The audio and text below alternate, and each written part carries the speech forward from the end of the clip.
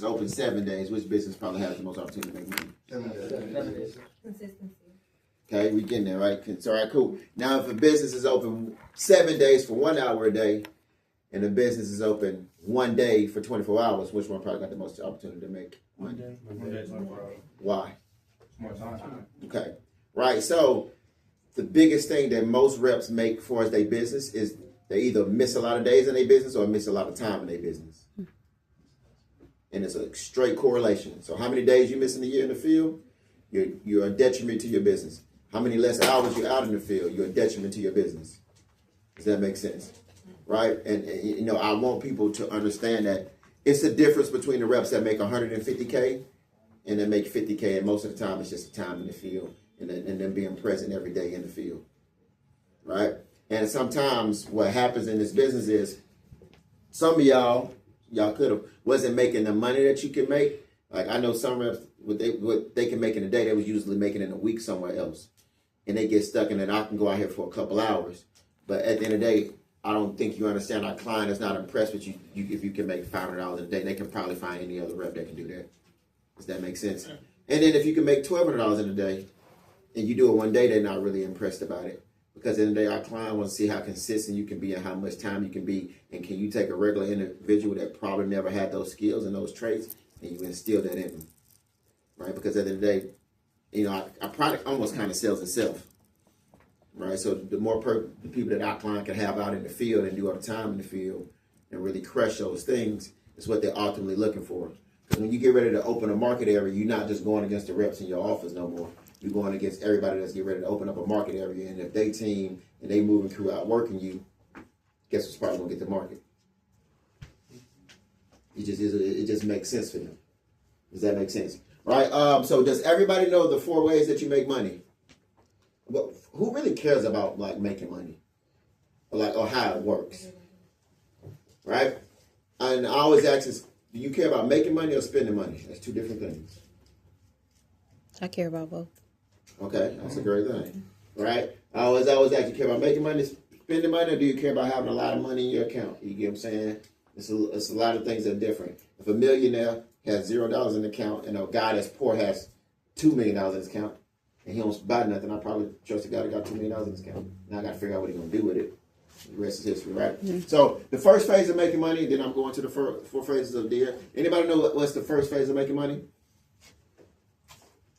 Employee, Hourly, right? Yeah. You change it. So back in the day, you used to have a thing called a bartering system. So, all right, cool. If I do this, before they had money, and if I do this for you, you'll fix my roof. So time is money, right? Right? So, yeah. So now I'm about to really break it down to you. Then I'm going to 4 phases. It's going to make sense, right? So, just use this. How many, do y'all know why most people are in debt? They spend more than they make. Right. Why, though? They just want to live above their means to impress, maybe. Nah, it's not even that. Right? Cool. So, I'm about to break it down to you. How many hours are in a day? 24. All right, cool. 24 hours in a day. All right, so 24 hours a day. How many days do you usually work? How many hours do you usually work in a day? 8. 8. All right, cool. Do you only spend money 8 hours in a day? No. You spend it when? 24 hours. It can be any time in those 24 hours. Right, so it's a thing that like we actually go into, like, when I'm very like big in a money management class. Like I'm in this forum group. Like my mentor, his name's Ken. So like anyone y'all heard like Machu Picchu, that like place? Yeah. Right, he owns all the hotels that are around there, and he really breaks down how like money is made. So money is made 24 hours a day. So if you're only making money 8 hours a day and you spending money 24 hours a day, you're automatically in a thing called a debt loss. Does that make sense? So you got to actually figure out how much money you're worth in a 24-hour span. All right? And that's the key to actually knowing that, right? So 24-hour span, right? So then I'm going to get into it. I always like to do this part of it. So 8 hours in a day, right? So the first part of they usually say, hey, we're going to pay you an hourly rate to do what work, right? So what do y'all think a good hourly rate is? 10.50. 20. Let's say $22. The average person doesn't make over 20, but let's go $22. Right? 22 times 8 equals what? Well, let's just do 40 hours and say if you got 40 hours. Right? What's 22 times 40? That's 800. Then it's probably like 822. 880. What is it? 880. 880. 880. All right, cool. Now, that's $880 you make in a thing, right? So now, in 24 hours, right? It's 24 hours in a day. Let's do this because we're doing this in a week, right? So 24 hours is in a day. What's 24 times 7? 168. 168. 168 hours, right? So now do 168. I mean, so you can show all your whole lifespan. So you can spend. You got to make $880 last 168 hours, right? So now do 880 divided by 168. 5.23. So you can only spend $5.02 an hour, right? So if I go out and I go eat at a place and it costs me $50, that means now I've lost 10 hours in that day. I've lost 10 hours. I have to work literally how my breathing life works. I now have to wait 10 hours to recuperate that money. Right? It's really crazy when you start thinking about it. Right? Like, cool, man. I can't spend, if I spend more than $5 an hour, I'm now under debt. Right? And that's where they get most people. Because most people, they think they break it down as a 40-hour thing, but you spend money 24/7. So you got to actually figure out now how to get this changed, or how to change your living expenses, which most people don't know how to change that part. Right? So the first phase of making money is they charge you an hourly rate. Now, why should you do that first phase? Get charged an hour. I mean, get paid for an hourly work. Why would I do that phase? Why should you do it? Get experience, skills. Experience, skills, if I'm in school, if I'm using this to fund something while I'm doing this. So that was actually made for, like, if I'm in school, or if I'm like back in the day, trade schools was a very big thing.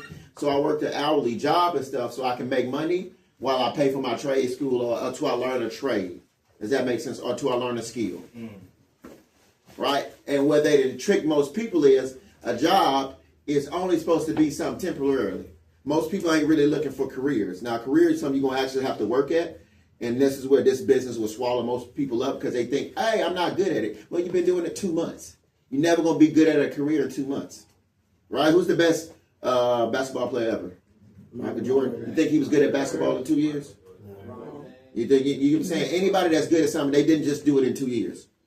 If you're good at hair, if you're being an esthetician, whatever you want to be, you ain't gonna be good at it in 2 years. Does that make sense? So that's what career, right? So a job is what you do that, right? So I understand it. So if you ever looking for a job, right? Even if you treat this like a job, just understand this is something temporarily for you to get back to a skill that you want, and you're just trying to accrue the money doing it. Does that make sense?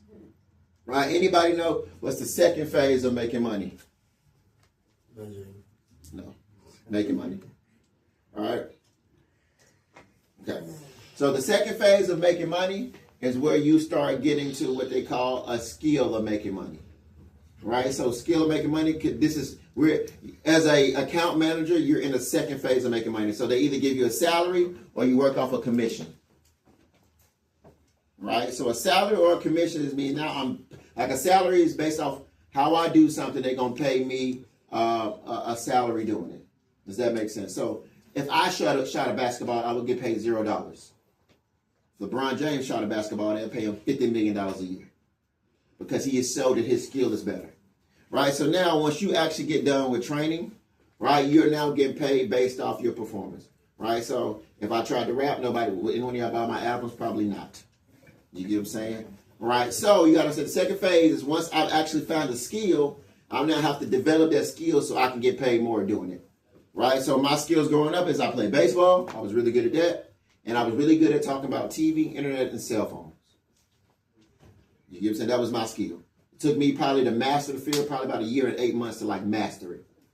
You get what I'm saying? Why mastery means I can wake up with a headache and go sign somebody up. You ever had somebody say, hey, I got a headache, I can't go to the field? You ain't mastered it. Because your headache can determine if you're good or not. It's like clockwork to me. You get what I'm saying? Now, I suck at changing a diaper, so if I probably had a headache and I had to change a diaper, I probably couldn't do it. Because I haven't mastered changing a diaper. Does that make sense? Right? So that's the second phase of making money. Right? That's what all of y'all are really learning when you from entry level to account manager. Right? Now the third phase of making money is where you know now how to replicate yourself. That's where building a team comes. It's called the art of scale. That's what calls building a team, and that's where management comes in. Does that make sense? Right? So the third phase of making money is that you have to learn now how to duplicate yourself. Because it's going to be, what's the most money somebody ever made in a day here? Anybody, what's the most you ever made in a day? $921. $921. What you think the most money you can probably make in a day in this business is if you started at 10 a.m. and you stopped at 8 p.m.? What you think the most money you can probably make in a day is? 15, 2K. Maybe, just says, let's say 3K if you got a new fiber territory. Just say the most you can make is 3K just because you're not going to have enough time today. The call center going to probably close and you're going to spend time signing people up. Right? I don't know if anybody beat Taylor record. I think he made the most ever. I know he made the most ever in a month was 29K. He made the most money in 2 months. And he probably can't do that again just because he never had enough time. Does that make sense? So after a while, when you become good at a skill, you got to learn how to scale it because it's only going to be one of you, and then you got to learn how to scale it. If not, you're just not going to have enough hours in a day and enough time in a day.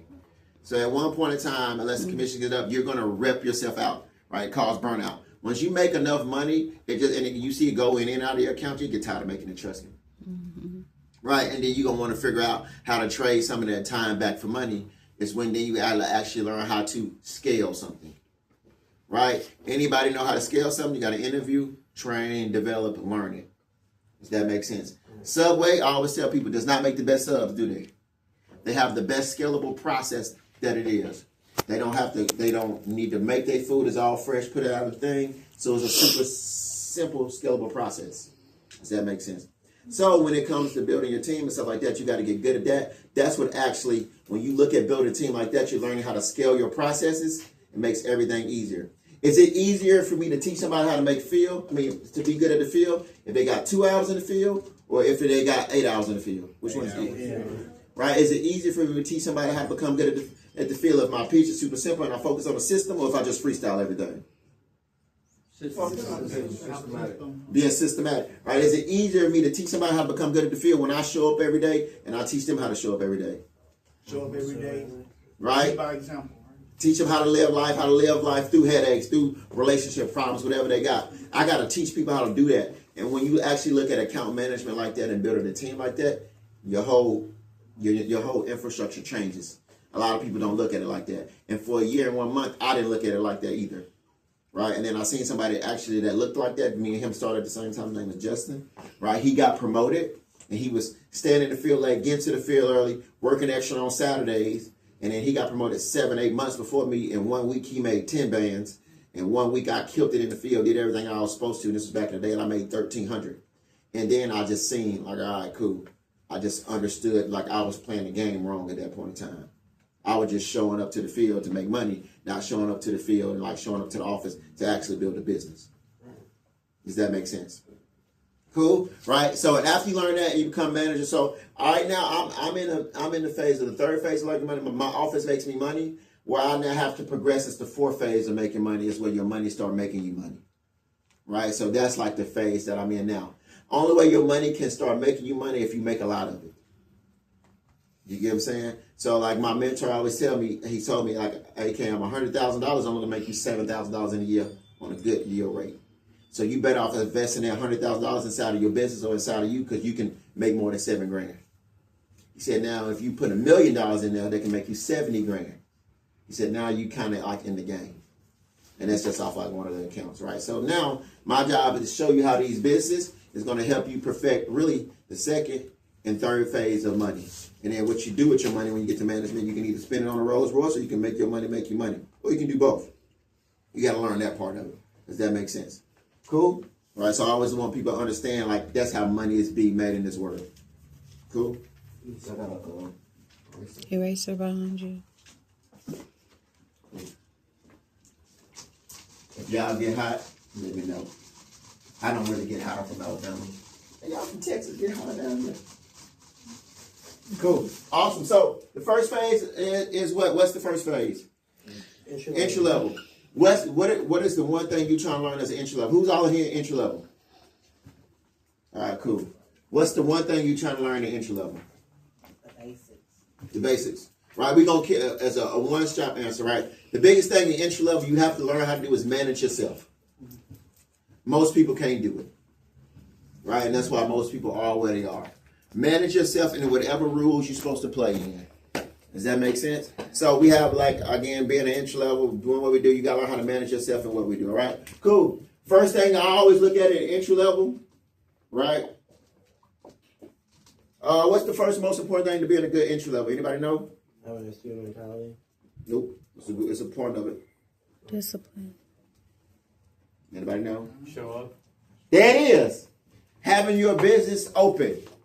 Being super reliable.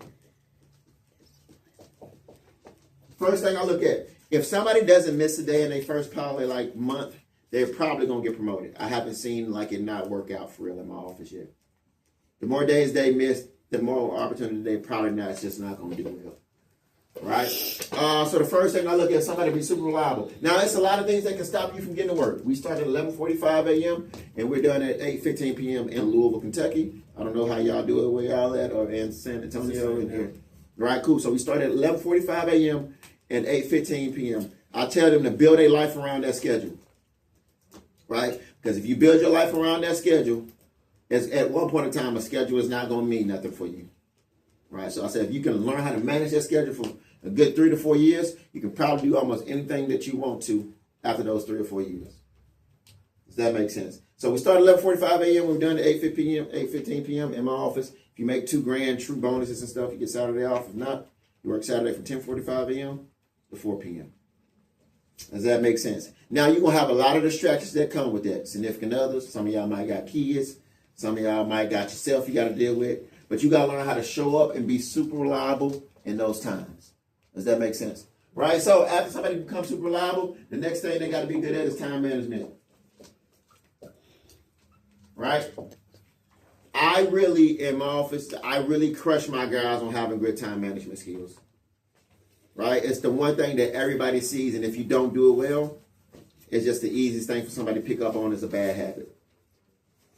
Does that make sense? So our time management skills is we start at 11:45 a.m. Our first knock's at 2 o'clock. We back out there at prime time at 4. Our last knock is 8:15. If you're out there at 4:30, that means you got there.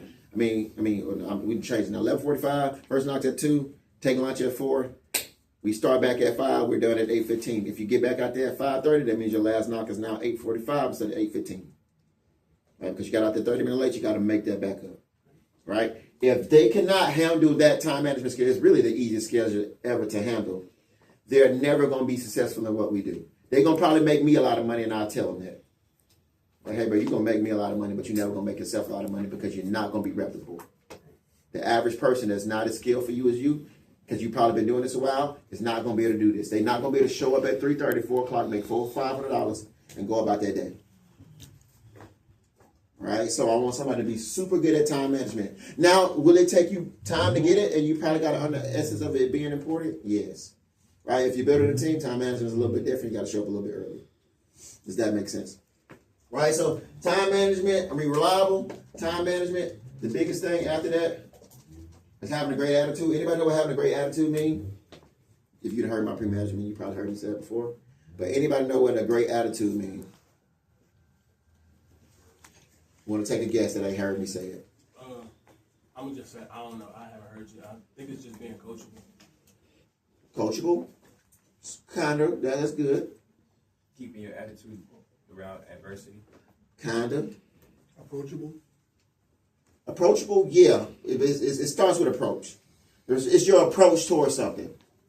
Does that make sense? Approach toward others. No, it's just your approach towards what you're trying to do. Mindset. Yeah. Mindset and approach. That's the only thing of having a great attitude. Right? So I have a great attitude. I know I suck at spelling, but my approach towards it sucks. Does that make sense? So I don't really have a good attitude towards it. Right? So a great attitude is how I approach what I'm not good at. Right? So if I suck at time management, do I just continue to suck at it? Or do I have an approach to get better at it? If I suck at early objections, Do I just say, hey man, I'm not good at early objections? Or do I come in here 30 minutes early and I say, hey man, your name is Justin? Hey Justin, grill me with early objections until I'm so good at it. If I suck at MST, do I say I suck at MST, or do I go practice with KD for 30 minutes on MST until I can just do it like clockwork? Right? Most people approach towards doing something sucks. Right? And it's like, because most people are stuck in their ways. Your approach, what's something that you feel like you need to get better at, KD? Time management. Time management. All right, cool. All right, what have you done to get better at time management? You ain't got to tell me, but have I read books on time management? Have I looked at podcasts about time management? Have I sat down with Taylor and be like, hey, what do I need to get better at my time management? Hold me accountable for it. Right? It's just your approach towards things. What is my approach to having critical conversations? What is my approach towards, like, I had a horrible approach at one time to like talking to old white people in the field. I just felt bad. I just didn't feel like comfortable doing it. And Mike was like, at the end of the day, bro, your approach towards it is horrible. What happened if you have a trainee that likes talking to old white people? And now you have a horrible approach at it, and then you can't train that person. I had a horrible approach of going in rich neighborhoods at one point in time. What happened if you have a trainee that's comfortable in rich neighborhoods? And I can't put you out there. I can't keep putting you in Jonesboro. Right? Right? So I had to just change my approach to it. All right, cool. What I need to do, I remember the first thing I ever did in a rich neighborhood, I walked in there, I said, hey, man, a lot of people come out there and they have a great response. What do I need to do to have a great response if I never open my mouth? How do you think my appearance should look? And he told me. Right? I used to wear cowboy shorts. I used to have on these black socks, and I used to wear some Nikes. He said, all right, to be honest with you, this is the best advice I'm ever going to give you. He said, get your watch. He said, always wear pants in the field. I don't care how hot your legs are. Make sure that your socks are being showed. Wear a belt, tuck your shirt in. So he said, if you do that, you're going to get a better response. And I did it ever since. Right? And I used to be like, my legs got hot. My legs don't get hot. It's just impossible. You get what I'm saying? My calf muscles can't get hot. But I did that, and I started having a better response in that types of neighborhoods. Then he said, if you really want to take it to the next level, see if this neighborhood got a golf club, go to the golf club, buy a golf hat that says the country club name on it. You would get all the sales. I did it. And he was actually, best thing ever. He was actually like a door-to-door guy, like he'd done it before. He lived in the neighborhood. He said, now, if you really want to take it to the next level, Google the sheriff of the county.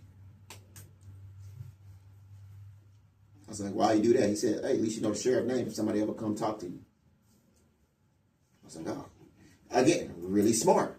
Right? But again, I learned all this stuff just by asking those things. So if I didn't have that approach on how to become better in the neighborhood, I never would have got that knowledge. Does that make sense? Cool? Right? So it's always about attitude.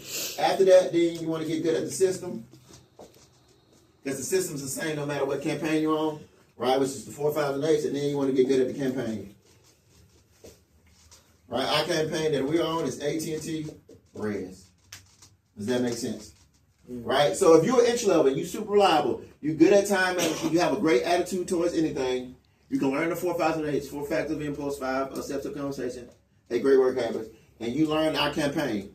Right? What does our campaign want us to sell? What's the most important thing they want us to sell? Anybody know? Cell phones. Cell phones. So if I'm an entry level right now, I would be trying to get so good at cell phones. Internet just gonna come. Right? All right, man. What I need to do at cell phone? What's the cell phones? Cell phones, cell phones, cell phones, cell phones, cell phones. That's what I would get good at. Internet's gonna come. I always tell them. Internet sells itself. You get what I'm saying? I don't like to make change, man. It's just gonna be like going to your cousin's house and asking what the Wi-Fi password is. You don't say I don't like change before you get on it, do you? No, I don't. Perfect. So that's just like some things, right? So system, campaign, our campaign is AT&T Res. Now every office has different standards for what they want to see that you can do this. I'm a big fan of if you make $1,000 in a week and do a cell phone sale, you teaching the average human being how to make more than most people in that city make. $1,000 a week, that's probably what, $25 an hour? Doing entry-level sales, and you're not even good at it. You know what I'm saying? If you can average $1,000 in a week, you're probably like a 4 out of 5. Right? Probably like a 4 out of 5. Now you got to do all of these things correctly. Now if I'm missing a couple days in the field and I'm still making $1,000 a week, or I'm getting to the field late, leaving the field early, and I'm making $1,000 a week, you're just shooting yourself in the foot. You're just not even maximizing out your time. You could be making so much more money. You steal it from yourself. Does that make sense? Right? So that's what it is to get out of entry level, right? So mine is $1,000 a week, and you do a cell phone sale. Yay, you show that you have the capacity to run an office. Now you got to show that you have the capacity to be super reliable and super consistent in doing it on a day in and day out basis when life is thrown at you. When it's hot, when it's rainy, it is what it is. That's what our coaches used to tell us in sports. Right? The difference of the $1 million contract person is how do you deal with everything that's going to come in life that comes with it and still perform in the sport. Does that make sense? Would y'all care, right? So don't y'all hate when texts don't show up? Yes. Yeah, but what happened if they had a headache? Would y'all care? No, you wouldn't care. Why? Yeah, so what happened if they just having a bad day? Would you care? I do. You get what I'm saying? Would you care if the technicians show up, you had a TV, internet, and phone lines, and they just got into an argument with their significant other, and they didn't feel like installing it, and they cost a cancel on you? Would you care? Not that I care. So why should Taylor? Right? When you have kids, and like, you know what? I just had a bad day, that's why I cussed out my teacher. Or they just didn't feel like going to class. Would you care? Right? So you got to understand that, like, at the end of the day, you can't be a hypocrite, because what you depend on is what you want other people to do. Does that make sense? So that's the same how it works. I tell my guys, I have no gray area in what we do. Life is going to life. You got to figure out how to show up. Right? Because when you run your own business, it's going to be probably 30 to 40 people that's dependent on you to help them guide through all these things. And they got kids, they got families, they got significant others. And I got to teach them how to be tough, because I guarantee you life is. And it eats away at people that are not tough. And it make them do stupid things. It make people throw their life away. It make people do dumb stuff. Right? So if I'm teaching you how to be tough, I'm giving you a fighter's chance. Does that make sense? So I'm always telling people, make leaders tough. Don't make them soft. Right? They're going to come to you with problems. First thing you're going to ask is how you going to deal with it and how you going to toughen out through it. That's what being a leader is about. And then, the soldiers will be soldiers. Does that make sense? Right? So, in the account managerial phase, right, the first thing you got to learn how to do is master the field. Right? So, I say master the field means you can probably, at the end of the week, I say master the field is, if I can average $1,000 a week, that's what I say master the field is. So, over how many weeks we work, you can make $1,000 a week, you master the field. Right, so at the end of my 4-week span, if I average $1,000 a week, I mastered it. Now, mastering something and be really great at it is totally two different things. Does that make sense? All right, so I always tell people, like, now if you want to become great at the field, that's when you start like, all right, cool, I want to go above and beyond. Now, if I go above and beyond, I just got a better chance of a person going above and beyond person just following me. Does that make sense? Right, so you want to master the field. You want to have a good office presence. Right? Are y'all Zoom or y'all in the office? We in the office. I know y'all are. I'm talking about the We're same in time. office as well. In office, right? Cool. So once you get your suits and stuff all handled, you got to learn now how to. This is the biggest thing I see most people make mistakes at. How to escalate everything. Right? So if me and you get into an argument and I'm the top account manager, I got to learn how not to get into that argument. Right? Anybody know what's the best word to say if the other person's not getting to you and it's about to lead to an argument? It is what it is. Okay. You say that, I value your opinion. I value my opinion. Sorry we couldn't agree. Keep it going. Right? You got to learn how to stay out of office drama. Don't cause office drama. Right? And learn how to escalate situations. Right? Because at the end of the day, people are looking. Right? That's the best thing about having an office presence. Do you have the wherewithal to know that you got to be bigger than the situation? Right? Now, when you're the owner of the office, I keep it simple. I don't really go back and forth with my guys too much, to be honest with you. Right? I might have a disagreement, but if I'm going to do that, that's going to be behind closed doors where everybody can see it. Right? And y'all got to get good at knowing when to have a conversation. Now, if y'all do want to like have a conversation, or y'all have to wear enough to go step outside and have it, or you gonna have it in the middle of the atmosphere? Or y'all gonna do it in the middle of the leaders meeting, or y'all gonna step outside and be like, hey, all right, cool. You know what? Me and you, we should have this conversation a little different at another time. Right? I have disagreements with my guys all the time. Does that make sense? But you're starting to build your office presence. Right? What happened if y'all went to, what's the place people go to here that like to eat? What's a good food spot? Buffalo Wild Wings. Buffalo Wild Wings. You can say that. What you like? Carrabba's. What happened if you go into Carrabba's and all the waiters are arguing with each other? What you be like? Not hungry anymore? Yeah. Correct. Yeah. You're like, what are y'all doing? But at the end of the day, in our office, we'll do it. Makes zero sense. Right? So you got to start thinking about it like, all right, cool. I want my stuff how I want things to be if I go to a different establishment. What if I go to the nursery office and all the nurses arguing, going back and forth? You can be like, next place. Right? Got to think about it like that. Does that make sense? Right? Master the field, master your office presence. After that, you want to get good at training. And then you want to get good at interviewing. Right? Training and interviewing is super important. Right? To become a good trainer, you got to actually know what you're thinking. You got to know how to actually say it out loud. Like, so if somebody skipped their intro and short story, I'm probably going to let you know you skipped your intro, or you might skip something while I'm training you. So like I said, if you skip the cell phone questions, I'm just using you, Jessica, to get my face. I'm like, hey, Mr. Justin, this customer's been super nice. Go over the cell phone questions with him. We're not going nowhere else. I'm not even going to let you sign the customer up, even if it makes sense. And if they don't want to listen, they shouldn't. Why? Because I really don't care about the customer. I care about you becoming good so you can sign with customers without me being there. Now, the first 3 days probably going to be the most rockiest.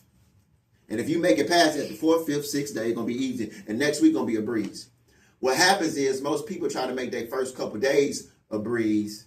And then the next week get more rockier because now you're trying to let them do stuff. And now they guess what they feeling. I'm behind. I've been doing this 9 days. Really? You've been doing this 2 days because the first 7 days, me as a trainer, I did everything for you. And that's what most people mess up on training. And that's when your entry level starts feeling behind because, all right, man, it's my 10th day. But for the first 7 days, I did everything for you. I didn't let you do the iPad. I didn't let you do the Sarah Plus. And he should feel left behind because he should know how to do this if I let them do that. So I'd rather your first 3 days be hard. And if you make it past that, your 4th day, your 5th day, your 6th day easy. I'll let them know. We're going to get a lot of doors signed in our face today because you're going to mess up probably on your intro and short story. And if you don't, great, because you will have a superstar that'll come in and ain't going to mess up. But if I don't know how to properly train that person, when they do come and I'm holding their hand, now I'm doing them a disservice. Does that make sense? Right? I'm going to let them know, hey, man, your first 2 days, you probably going to go home and go straight to sleep. If you didn't, I didn't work you hard enough. I want you to get in front of as many people as possible. We're going to be the first to the field, last to leave. But I ain't going to have you out there past time. Does that make sense? Reason why I want to know that at the end of the day, the more time you have in the game, the more opportunity you have to win. And I'll use a basketball analogy. If one team has in one half of doing it, if one team has 2 quarters and one team has 4 quarters, the team that has 4 quarters just has a way better probability of winning. Does that make sense? Right? So if you put all of us together and we played the Oklahoma City Thunders for one half, they'll probably be up on all of us 200 to 18 if we score 18 points. But they can't play the second half and it's just us with the basketball. Do we have an opportunity to win that game? Yeah. We're probably going to win because all we're going to do is just shoot uncontested layups, get in, shoot uncontested layups. Right? That's what usually happens when you don't teach somebody how to win, how to do the time in the field correctly. You cut down on the opportunity to make the baskets. Right? Same with training. Right? After you get good at that, you want to become good at interviewing. What are we interviewing for? Anybody know? Assistant manager and branch manager positions. In there, all right? I'm interviewing somebody on, the first thing I'm interviewing you on is figure out why are you in these doors and what does this job have to help you with your life. It could be you just need to make some money at that time, the growth opportunity, whatever, right? And if you hired, I'm going to teach you how to do that at entry level. I'm not really too much big picture unless they really talking about it besides entry level because it's just going to go over their head. You get what I'm saying? So my job is to teach them how most people, when they start this business, is for a temporary goal. And if I help them hit that and they become account manager and they want to grow, that's when I really start talking about that other, like the big picture things. Mm-hmm. Right? Somebody just trying to get a car. They don't care about management. Bro, I'm trying to get a car. Does that make sense? So I'm like, all right, I'm just like, hey, man, I see you ain't got no car right now. It's something that you want? All right, cool. What kind of car you want? First thing we're going to do, we're going to start looking at what kind of car you want, how much it's going to cost, how much money you need to put down, and what it's going to take for me and you in the field to get to that goal. Right? And now I can hold you accountable to getting the car. Hey, bro, you missed 3 days this week. You think that's going to help you get to your goal, get a car? Right, that's going to affect your next check. Then you're going to have to spend that money, and then you're going to have what it called commission breath, and now you're going to feel like you're behind. So I don't really care what you got going on because we got to get you in this car. Tell them, put me on the phone with them, unless you got kids. Hey, my boy need to get his car. All right, so we got to get it done. So you got to figure out what their goals are. Like, who here just started? All right, cool. What's one thing you want to accomplish? What's one thing you Buy a house. buy a house? You need to wait the management. All right, that's a good goal though. Pay off my car. Pay off your car. All right, cool. We can start looking at, all right, cool. How much, what I will go over you, what your break even is, what the work is going to take to pay off your car, how much extra money you need to make to pay off your car. Because I never want you paying off your car with your bill money and your fund money. I'm going to teach you how to work hard so you can still use that and use the extra money to pay off your car. Now it's just more feasible for you. Right? What's something you want to do? You said you just started? Huh? Make money. All right, cool. I'm going to figure out how much money you want to make, and I'll ask you how much money you want to see in your account by the end of the month and what it's going to take to get there. Right, the first time, some people ain't never seen $10,000 in their account. If so, they just spent it and they just had to resend it again. Does that make sense? Some people ain't never got paid on a Friday 2 bands, like $3,000, just hit their account. And they never seen it unless they had taxes come. You know what I'm saying? What is taxes? Yeah. Right. So I got to figure out what that goal is, and I got to hold them accountable to hitting that. Some people are gonna fizz it out. Some people won't. Does that make sense? Mm-hmm. And you gotta ask like questions and stuff like that. So you want to get good at training, interviewing, and explaining what our business does. At the end of the day, I don't try to make our business sound sexy because it's not. You get what I'm saying? Ain't nothing that you really do sexy, right? I don't think I would ever want to be a surgeon. I don't want to cut open your body and see blood organs and stuff. That's a sexy job though if you just think about the money. You get what I'm saying? I don't want to be a lawyer, right? I don't want to be around somebody that's murdered 3 people and I got to like defend them. Somehow being a lawyer is sexy. I don't want to be a firefighter. Don't want to go in a burning house. If I was a firefighter and your house is burning, you just going to fire me. I'm not going in there. I got kids too.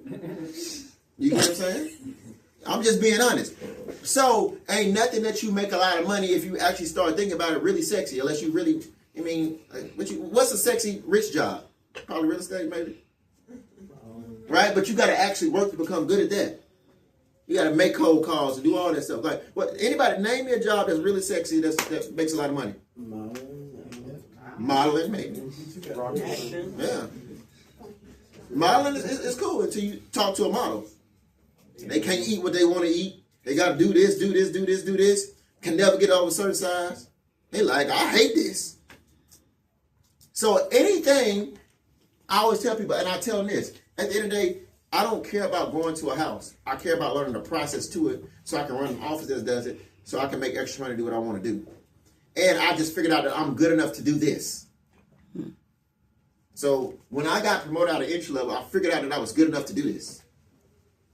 I've never made an A on a bar exam. I'm not good enough to be a lawyer. I don't want to try. Right? I ain't even performed CPR, so I can't even be a good doctor. You get what I'm saying? What not CPR? What it is, you know. Right there. It is CPR? Oh, yeah, all right, cool. I ain't never done that. See what I mean? You be stuck. What's that, like Chuck? All right? So you got to understand that. So I don't, in the interview process, sometimes what we mess up is we try to make this sound super sexy. It has its perks, but it has hard works, and that's what comes with it. Now, my job is to just figure out if the juice worth the squeeze. All right? If you can do this, you have opportunity. Does that make sense? After you get good at, training, interviewing, you want to get good at running trips. We run 2 types of trips. We run office trips. And then we run what we call satellite trips.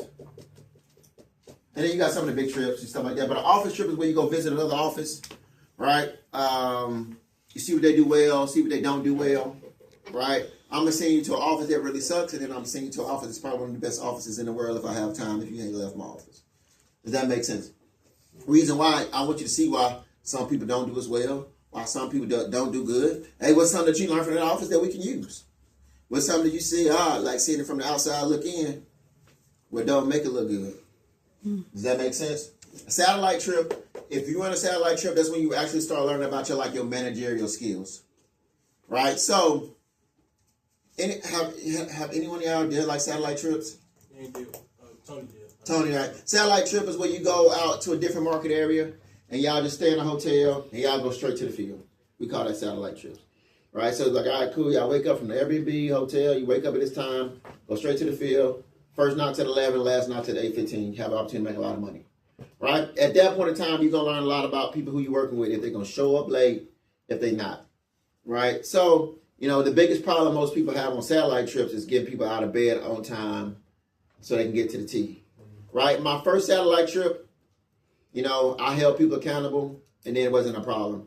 And in my second satellite trip, I used to do the same thing. I was like, all right, cool. Just say if all four of us was on the trip, I ran a trip, I would make a video and send it to Mike. I'm like, hey, Mike, if you get a call from me, that means one of these guys just woke up late. Right? Reason why I did that now it didn't seem like I was snitching. I'm just like, I just sent you the video. He just woke up late. This is why you're getting a call from me. He woke up late. Right? That's an easy way to hold people accountable if you don't feel like having that conversation with them. Does that make sense? But you got to learn how to get people on time, what it need to be, things like that. Does that make sense? Now, the biggest thing I always tell people, and what Ed told me, this is an office space, correct? Right? So y'all ever been into a customer house and it was just all trashy? Like they didn't take care of nothing. They got food and stuff everywhere. I actually had a rep complain about a customer house and they car looked like that. I was like, bro, you got burger bags and stuff everywhere, and you saying this customer house nasty. You're like, well, my house is not. So I understand. I always tell people, as a manager, your office space is your office. As a rep, your office space is a what? Your car. Keep your car clean. The most important thing you can have as a rep is your car. Keep it clean. It's more important than your apartment because people ain't got to come to your house. They got to get in your car. Keep it clean, make it smell good. Some of y'all might do other things, still make it smell good. You're grown adult, I can't tell what you can and cannot do, but your car shouldn't be smelling like it. Because I wouldn't give you a sharp interview if I know it. I'm about to put him in your car, you tripping. I don't care if you make $7,000. Does that make sense? So I always tell people, make sure you keep your car clean it out, do it. And they ain't got to be no good car. Just take care of what you got. And let somebody know, hey, man, I started this business. I'm saving up money. I might get a new car. This car, I might just ride until the wheels fall off. But take care of it because people got to get in and stuff like that. And then I say it before you even get a house or something, if you're going to take it all the way, if you plan on taking it all the way, I would just invest in a better car before I invest in a nice apartment or something. Because if I'm going to run an office, I'm not going to be in that apartment that long anyway. I'm going to get something that look good, take care of the job, make sure it ain't in no dangerous area. You get what I'm saying? I ain't saying living in a crazy area. But it ain't got to be no skyloft. You're going to be there temporarily. But a nice car is something good. Super reliable, good on cash. It's going to get you where you want to go. You get what I'm saying? I always tell people that. So just know when you a rep, your office space is your car. How you take care, how it looks inside, how when a new guy gets in, I guarantee you, they judging you off your car. Just if you take care of it or not. Does that make sense? Cool. Once you get good at all these massive fields, office presence, training, interviewing, all these things, right? You now start taking steps towards what they call assistant management part, right? So to get promoted to assistant management in my office, it's different than other offices. You got to have 4 first gens, 10 total people. You got to do 8K in production, 2 weeks in a row, right? So for first gen, 10 people. You got to do 8K in production 2 weeks in a row, right? So that means the average rep on your team got to average $800, right? Zach, them team, they did 13, 14K as a team. That's the person I just promoted to assistant management. Does that make sense? Kirk team does probably 16, 17K in production. Right? And then Nikki team probably does right now. She got like 7 to 8 people. Her team probably does like 8 to 9K in production. Does that make sense? Right? Reason why this is super important, our client has to see that you can build a team in somebody else's office. Because if you can't build a team in somebody else's office, you know, it's going to be probably really hard for you to build a team in your office. Right? Reason why, because you probably just going to do everything they do. For the most part. Does that make sense? Now, can you get promoted before somebody that interviewed you? Yep. Right? I got promoted before my leader, and Kenesha, y'all don't probably know, she trained me in the field. And then she was part of my moving crew. And she made me really good in the field. Like, I wouldn't be an account manager without Kenesha. She made me really good in the field. You get what I'm saying? I just had more, like, when me playing professional sports, I kind of just learned a lot about life. Like, because them grown adults don't care about what you got going on when they trying to take care of their families and stuff. You get what I'm saying? You know, so a lot of those things, like, kind of helped me just get promoted faster. And, like, having to lead men, like, being one of the best players on the team. And I graduated high school at 17, like 18, and I'm trying to turn a grown man what to do. I had to learn how to talk to him. Can't just talk to him crazy. You get what I'm saying? Half of them guys could be bigger than me.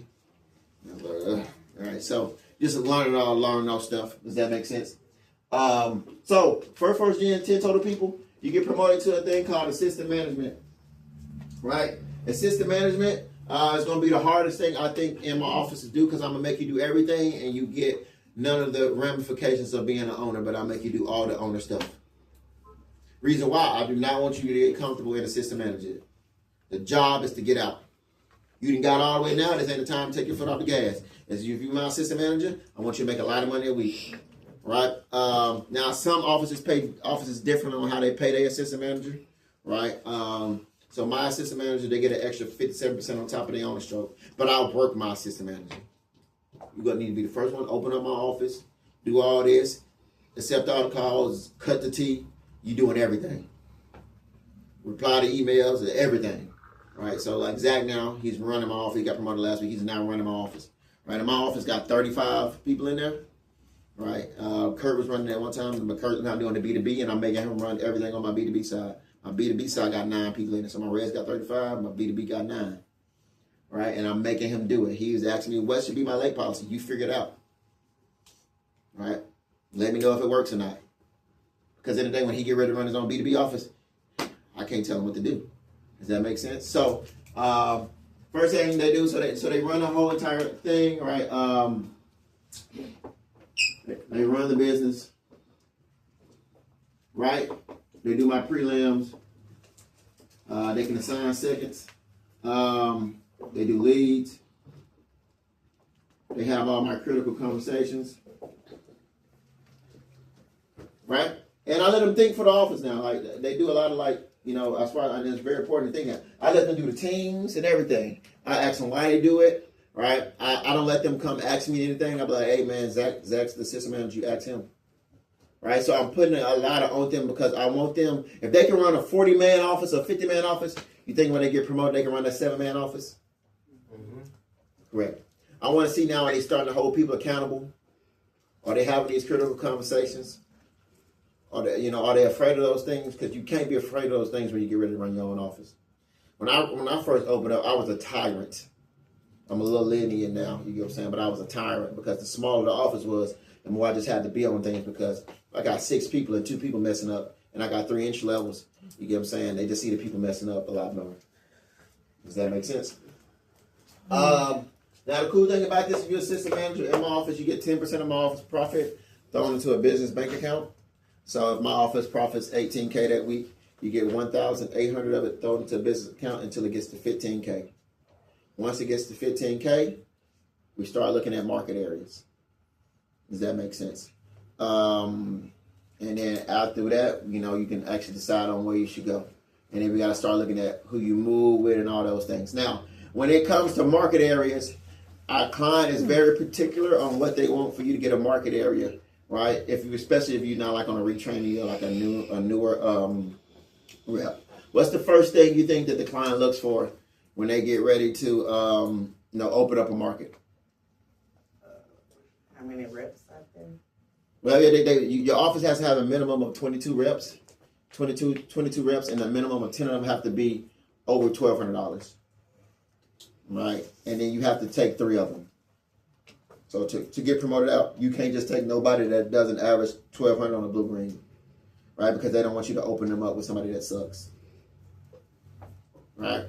So you can take you and 3 people on blue green, and your office got to have 10 because that means that office still got to at least have a lot of strong reps too. Does that make sense? So they look at time in the field, they look at knock times, they look at a lot of things, right? So get used to it now because when you promote a system manager, the screws tighten a lot, right? If you run an opportunity office. Opportunity office means you're giving them an opportunity to get ready to run their own market area, so they got to know what comes with it. They're very big on penetration rate, right? They're very big on a lot of things, right? I'm a big fan of if you run $1 million office, my new slogan in my office is, do you have $1 million team? I'm only want to promote out people that make $1 million club their first year. So what does that look like? Is what does your team look like? What the conversation y'all having? What do their sales look like? Because that's the only way it's going to be enjoyable, right? If you just not promoting out a good office, it can get very overwhelming for you, right? Because you got to take care of them, then take care of yourself. Your overhead doubles, right? And I let them know that, right? I show everybody your P&L report until you get to 100K. Once your P&L report hit 100K, that's a profit and loss report. I don't show it no more, right? Because I just want them to see what you paying yourself and actually what it looks like. If you're doing good, if you're doing bad. Because sometimes a lot of people can get promoted and they're doing the wrong things, but they can make it look sexy. You ain't gonna be tricking none of my guys in my office if I promoted you out. Does that make sense? So that's how that goes, right? So once you get doing that, it usually takes between 3 to 5 months to get out of this phase. Some people a little faster, some people a little longer, right? But it's usually about 3 to 5 months for you to, save the money, depending on how good your office does also. To get this phase and start looking at what we call market areas and who you're going to move and things like that. Now, why would I want to be on a moving team? Why would I want to be on a moving crew? Like, why would I want to move out with the next assistant manager? Because it's a new office and you have the opportunity to open up your own office and learn a new office, like how they run it. Yeah, that's a good thing, right? So, like, it's depending on how the office works, too. So, if I'm a newer leader and I'm like, because in probably about 3 months, my office is going to be really good. Like, everybody's going to be super strong. So, like, I remember one time I had an office of, like, 55 reps, and about 25 of them averaged, like, $1,800 or above. My top people was interviewing, and they was making, like, $4 or $5 grand a week. But if I'm number 20, and I'm making $1,800 a week, but I got 19 more people better than me, I probably need to move. Or I got to wait till all y'all get promoted, or I just got to get a lot better. Does that make sense? Because you're making $1,900 a week, you deserve some opportunity. You just ain't about to get it in my office unless I have 100 second-round interviews because I literally got 19 more people that are just better at the field than you, and they're doing all the right things. Right. Does that make sense? So you got to look at it like that, right? If I'm the 8th best leader in the office, right, do I want to stay there and still get better, right? Because I'm pretty decent at the field. Or do I want to go just hide my chances and move?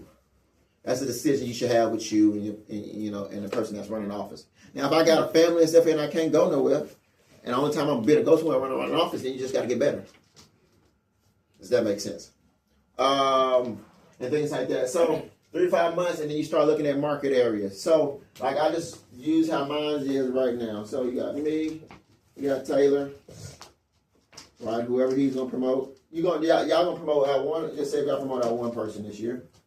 Then you got KK.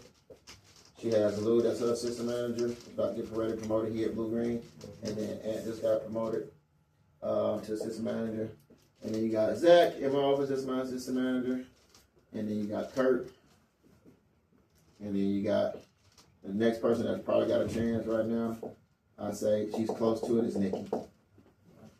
Right? So that's how like my chart's gonna look in probably like next 8-9 months. Right? Once you have 4 first gen and 9 total offices, you become something what they call a consultant. So that means I can do the same exact thing that I do now. It'll make me a $3,000 bonus every week, All right, and then I get a 100K bonus at the end of the year. So just for running my same office that I run it the exact same way now, it'll make me just an extra 250K just off doing the same thing. Now my overrides get a lot higher. It's just because now I have more offices. So like last week, my override was like $9,800 some dollars. I just made off overrides.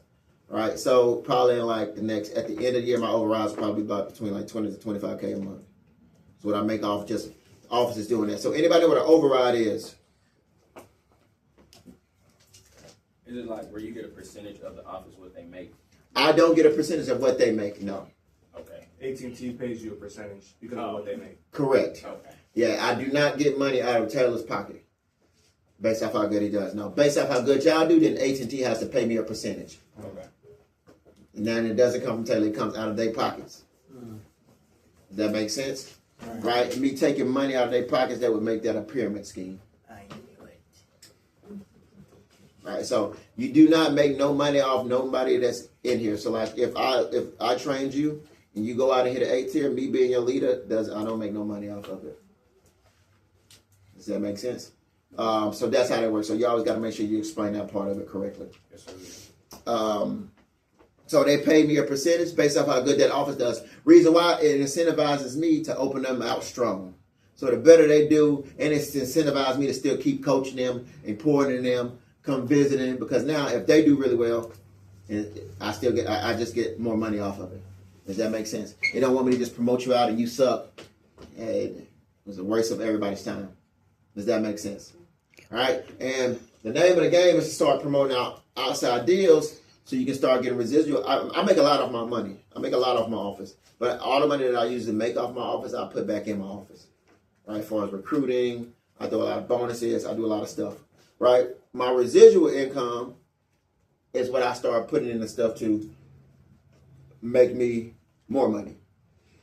Does that make sense? Mm-hmm. Right? And that's what the name of the game is. So like my promote owner bonuses, my residual income and stuff that I now, because I'm learning about that, is what I put in other things that make me money.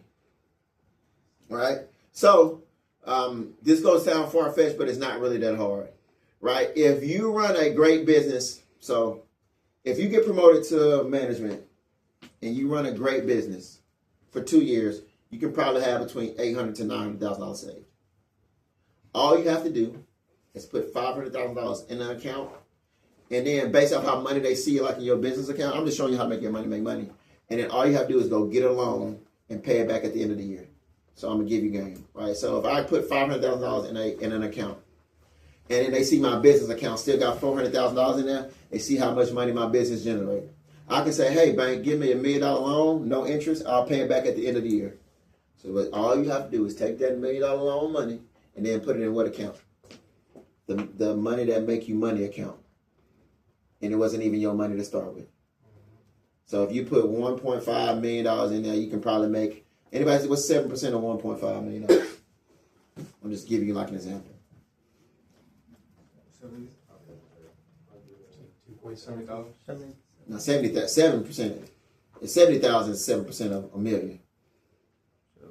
So say one, so 105K. 105K, right? You can literally just make yourself 105K a year by doing that. Pay them that money back, put that 105K in the account, and you can just redo that every time. You can do that for a couple of years. You can do that for 4 or 5 years, and then make that $1 million, and then go take out a $2 million loan and put $3 million in there and make 7% off that. Right? And you still building overrides, and then you still building other stuff. Right? And everybody that gets promoted out of my office is just going to have a way better chance of just making money a lot quicker based off just what I know now than stuff what I knew when I was 22, 23. Right? So I always tell people my job, if you're in my office, is to make you a great human being, because you're probably going to have kids one day. You're probably going to have families one day. So you can just have an opportunity to take care of a lot of people. Now, if that means sometimes I have to have a critical conversation with you, I might have to be super tough on you. I might have to tell you to get through a stomach ache. I might have to tell you to get through a headache. I might tell you to do something because at the end of the day, what I'm doing is bigger than you and you probably ain't going to understand that. I don't mind having that conversation with you. Because I guarantee you're going to thank me when you have kids and they growing up and you ain't got to ask to go to their recital or something. Like, I hate when my guys do it, but, they still have to ask me. When I'm coming, can they ask me to go to their kids' graduation? Most jobs say no. right? I'm gonna tell them, yeah. I'm like, all right. I give some guys, hey, I'm gonna tell you, yeah. And it's gonna probably be one time I tell you no. And I'm asking, why do you think the one time I'm gonna tell you no? Because you're at your critical moment where you need to be. Yeah, I just want you to understand the feeling of being told no, and you don't need to experience that feeling no more in life, because if not, you probably gonna get it for 30 more years. But so I'm gonna tell you no, and I'm gonna say this is the reason why. You see how this feel now? I feel like shit. Get promoted, so you never have to worry about this again. Does that make sense? Yeah. All right. So I sometimes you gotta let people know sometimes why they gotta feel the burn. Right? Because that's the only thing that's going to motivate you not to feel the burn. If you're always compensating for somebody not feeling the burn, they really ain't going to work hard because they're just not going to understand the basis of it.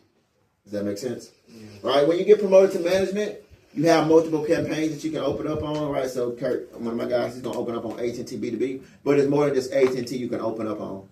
Right? If you do that, you need to get trained on that campaign. Go visit a couple offices that do good on that campaign. And then you got to figure out what you're running an office for.